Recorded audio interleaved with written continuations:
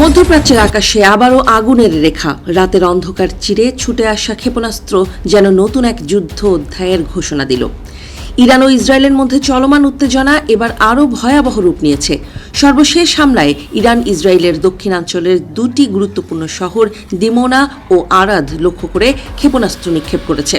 এই হামলায় অন্তত ১০০রও বেশি মানুষ আহত হয়েছেন বলে জানিয়েছে ইসরায়েলের জরুরি সেবা সংস্থাগুলো। প্রাপ্ত তথ্য অনুযায়ী আরাদ শহরের সবচেয়ে বেশি ক্ষতিগ্রস্ত হয়েছে। সেখানে অন্তত ৮৮ জন আহত হয়েছেন, যাদের মধ্যে ১০ জনের অবস্থা গুরুতর। শহরের কেন্দ্রস্থলে ব্যাপক ধ্বংসযজ্ঞের চিত্র দেখা গেছে। অন্যদিকে দিমোনায় আহত হয়েছেন অন্তত ৩৯ জন। আহতদের মধ্যে এক ১০ বছর বয়সী শিশুর অবস্থা আশঙ্কাজনক। তার শরীরে একাধিক শার্পনেল আঘাতের চিহ্ন পাওয়া গেছে। দিমোনা শহরটি ইসরায়েলের পারমাণবিক কর্মসূচির জন্য অত্যন্ত গুরুত্বপূর্ণ। এখানেই অবস্থিত Shimon Peres Negev nuclear research centre. তবে আন্তর্জাতিক পরমাণু শক্তি সংস্থা জানিয়েছে, হামলার ফলে ওই পারমাণবিক স্থাপনায় কোনো ক্ষতি বা অস্বাভাবিক বিকিরণের প্রমাণ পাওয়া যায়নি। ইসরায়েলের প্রধানমন্ত্রী বেনিয়ামিন নেতানিয়াহু এই হামলাকে কঠিন সময় বলে উল্লেখ করে জানিয়েছেন, ইসরায়েল তাদের সামরিক অভিযান চালিয়ে যাবে। একই সঙ্গে তিনি ইরানের বিরুদ্ধে আরও কঠোর পদক্ষেপ নেওয়ার হুঁশিয়ারিও দিয়েছেন।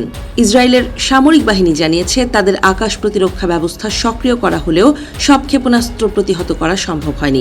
সঠিক মাত্রায় আয়োডিনযুক্ত ও বিশুদ্ধ লবণ নিশ্চিত করছি ১.৫ যুগ ধরে ভালোবাসার নিড়ে। এসিআই পিওর সল্ট মেধা বিকাশে সাহায্য করে। কিছু ব্যালিস্টিক মিসাইল সরাসরি লক্ষ্যবস্তুতে আঘাত হানে, যার ফলে আবাসিক ভবন ধ্বংস হয়ে যায় এবং আগুন ছড়িয়ে পড়ে। এই হামলাকে ইরান প্রতিশোধমূলক পদক্ষেপ হিসেবে বর্ণনা করেছে। ইরানি রাষ্ট্রীয় টেলিভিশনের দাবি, এই দিনে তাদের নাতাঞ্জ পারমাণবিক স্থাপনায় যুক্তরাষ্ট্র ও ইসরায়েল হামলা চালিয়েছে। যদিও ওই হামলায় কোনো তেজস্ক্রিয়তা ছড়িয়ে পড়েনি বলে জানিয়েছে তেহরান। এর আগে ইসরায়েল দাবি করেছিল, তারা তেহরানের মালিক আস্তার বিশ্ববিদ্যালয়ের একটি গবেষণা কেন্দ্র লক্ষ্য করে হামলা চালিয়েছে, যেখানে পারমাণবিক অস্ত্র ও ব্যালিস্টিক ক্ষেপণাস্ত্রের উৎপাদন তৈরি হচ্ছিল বলে অভিযোগ।